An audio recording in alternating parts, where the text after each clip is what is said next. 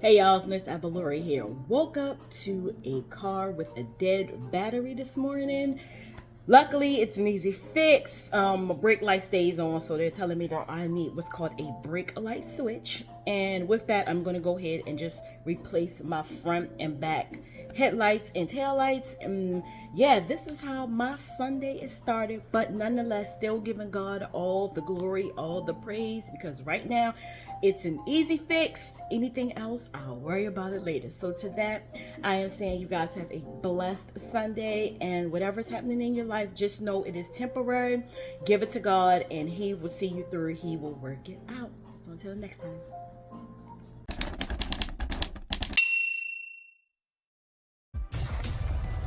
Hey you guys, Nurse Abalori here, and it is Sunday, July 6th, and I'm coming to you with a quick word about expecting the unexpected.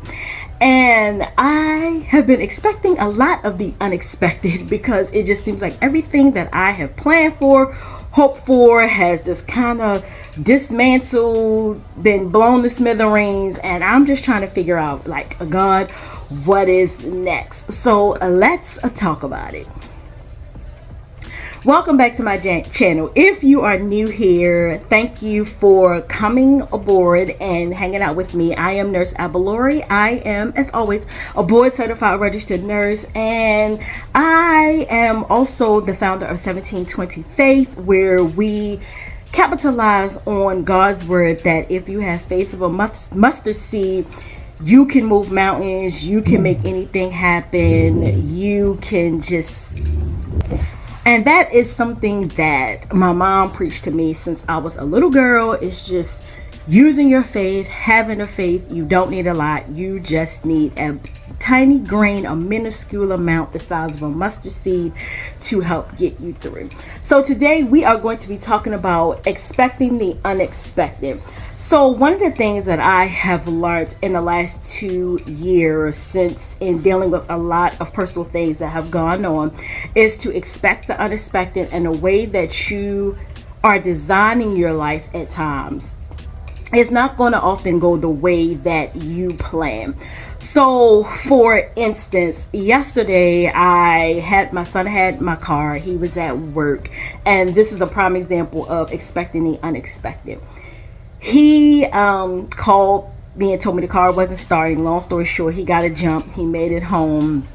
Come to find out that there's something called a brake light switch that I need to have replaced. So that was the unexpected thing that I was not preparing for, and even remotely thinking about something going on with this car. And I say that to say because the unexpected when it comes to cars have already happened. If you want to know what I mean, I'm not going to rehash it here because it'll take too long. But unfortunately, I purchased my son a Honda Accord. He's had it for 2 years. The engine went up. I had the warranty, the extended warranty. Long story short, the extended warranty will not cover the damage. But you can hear all about that on my other channel called Nurse Abalori Budgets, and over there is where I actually talk about going through my debt-free journey and just trying to navigate this world as a single mom of 2, trying to get out of debt. But so today we are talking about the unexpected, and it just so happens to be another issue with another car. And I'm at a point in my life where I'm learning to realize that the expected is going to happen. No matter how much we plan our lives out, no matter how much we diagram, make a map, plot in our heads, write in our planners, day by day, hour by hour, the things that we want to do, our hopes and dreams, plans that we have, we just never know when the unexpected is going to happen. And for some of us, the unexpected happens at a time when you absolutely are not expecting for it to happen. So for me, yesterday it was, okay, we're down to 1 car now. We are trying to hurry up and save up to get him to get another car. And in an instance, my car has been having a little bit of issues. And I'm like, okay, I'm expecting this because it is a car that I inherited when my mom passed 2 years ago. So I'm just kind of coming up on a tailwind of getting certain things fixed on it. But however, the car still runs. I haven't had any major issues out of it, just normal wear and tear stuff. And so the unexpected happened. He had to get the jump for the car to get the car home. And again, that was the unexpected. But what I also was expecting in my mind was, I don't know what's wrong with the car. It's probably going to cost a pretty penny for us to get this thing fixed. And yeah, I'm just thinking in my mind, now I got to shell out, a couple $100 to get whatever fix is going to be fixed. Because again, this is what I am expecting. I am expecting for this to be a monumental bill of the sort. And so, my neighbor was kind enough. He actually saw the tail lights on the car, and he knew that the car wasn't running because he didn't hear it. He knocked on the door, asked my son some questions, and come to figure out, he basically was saying that he thinks it's called the brake switch that has a malfunction, that's causing the lights to stay on, that's causing the battery to drain. And unless you know, you just don't know.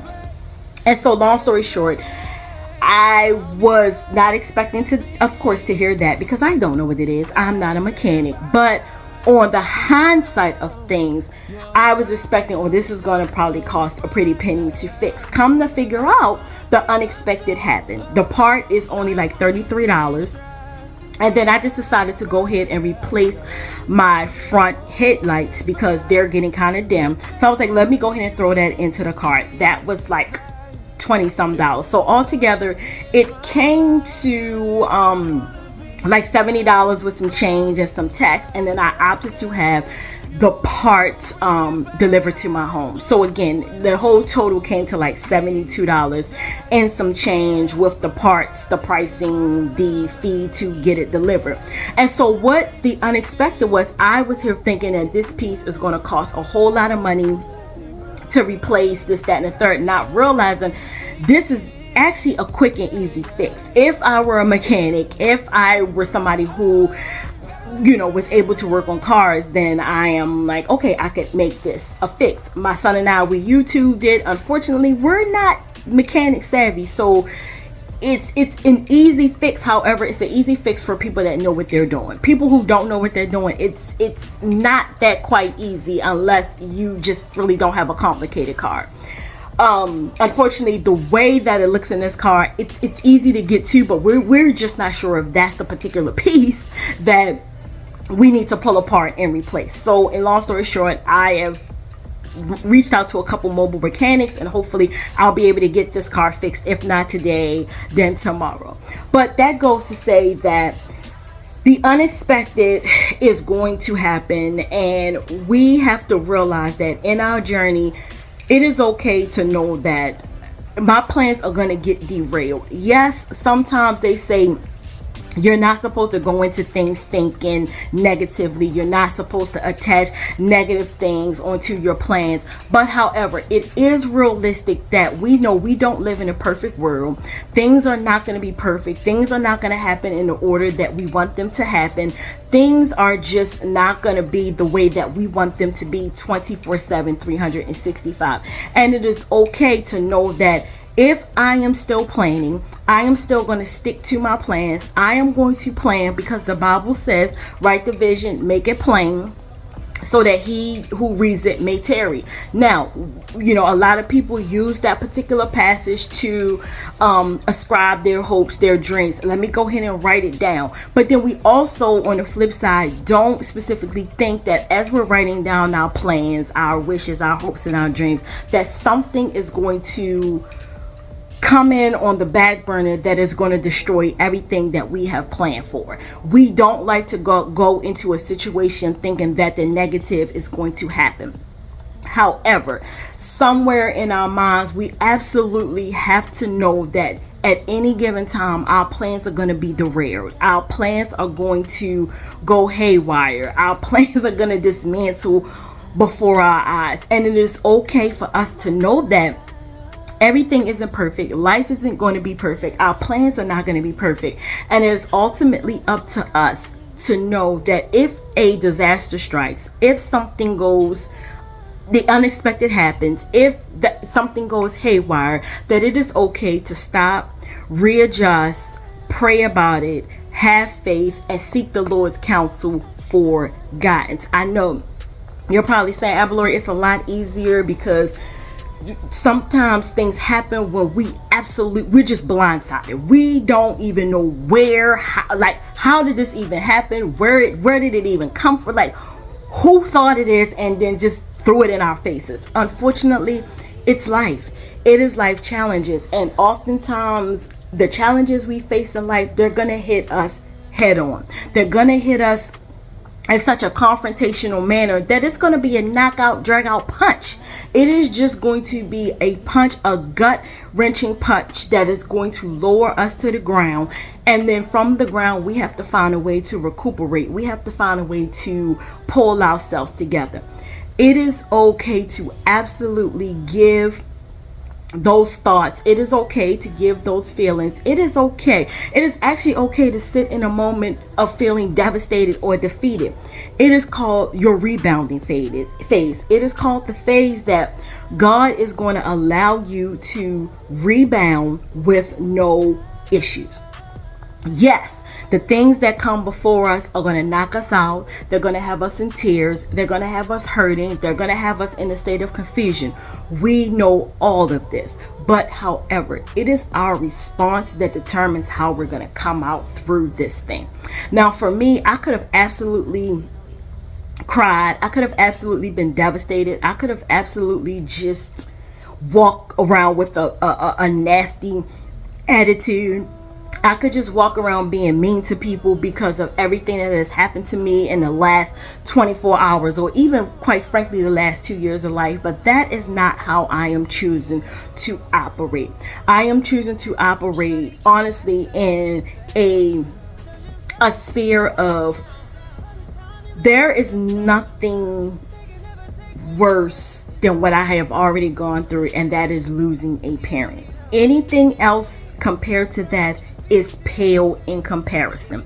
If I can slowly but surely pull myself together from this devastating thing that has happened, I can pull myself together from anything else that happens apart from that in my life. Because anything that happens, I know it is temporary. It is not going to last. It is not going to, it's going to be fixed. Some way, somewhere down the line, it is going to be fixed. However, certain things in our life, they will never be fixed. Things will never be the same. And it is okay to understand that is just how it's going to be. And so I say this to say that when you are in the midst of just not understanding, setbacks, trials, the unexpected has completely happened. It has rocked you to your core. It has put you in a state of confusion and shock.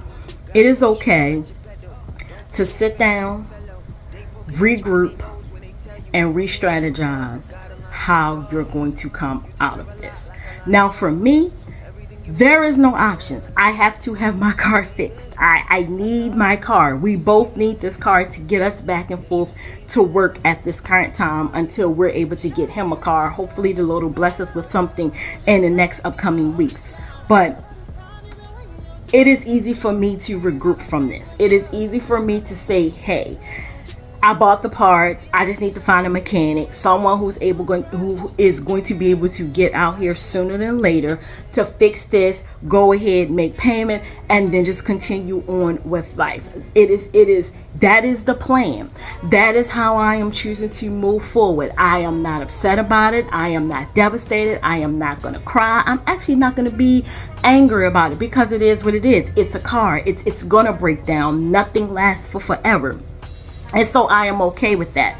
But for me, knowing that in my life, especially the things that have happened, I am definitely expecting the unexpected. I do not go in every day with a gloom and doom attitude. I just know that today I set this and this out. And it is okay that in the midst of my day, if something happens, it's going to happen. I just need to sit back, let it happen, go ahead and be in my feelings, pray about it, give it to God, and move on from there. Because let's be real, some things are just beyond our control to fix. We have no choice but to give it to God. We have no choice but to resolve and let Him fix it.